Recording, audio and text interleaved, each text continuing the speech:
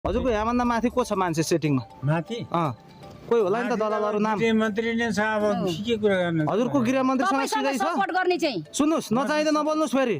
सिधै गृहमन्त्रीसँग हजुरको लेनदेन छ? गृहमन्त्री भेट्ने अरू छन् नि त यहाँ। भनि सेटिङ गर्नु यस्तो हुन्छ। हेर्नुस्, तपाईँ गृहमन्त्रीसँग सेटिङ गरेर नेपालबाट मान्छे बेच्ने गरिन्छ। कुन देशमा पठाउने रे म त कुवेत र ओमान दुबईमा छु। कुवेत ओमान दुबई हैन तपाईले कसरी पठाउनुहुन्छ? मैले त्यसरी हैन हैन सेटिङ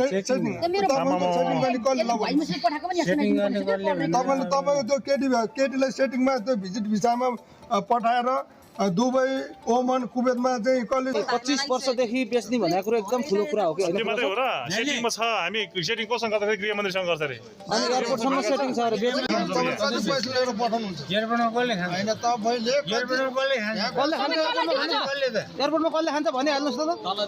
कसले खान्छ? तलदेखि माथिसम्म सबै को तलदेखि माथि भन्नु नि त? बोर्डिङदेखि खान्छ माथिसम्म खान्छ। कसले खान्छ त नाम बताउनु नि त? सबैले खान्छ। सबैले खान्छ रे के माथिसम्म कति पैसा सबैले खान्छ। कति पैसा बुझाउनु पर्छ? बोर्डिङदेखि इमिग्रेसन सबैले खान्छ। कति पैसा बुझाउनु पर्छ नेपाल एयरपोर्टमा? नेपाल एयरपोर्टमा 60,000 को टिकट किनेर राख्छन्। 1,11,000 बनाउँछन्। अनि उता 70,000 तिर्नु पर्यो, 80,000, 90,000, 1 लाख 2 लाख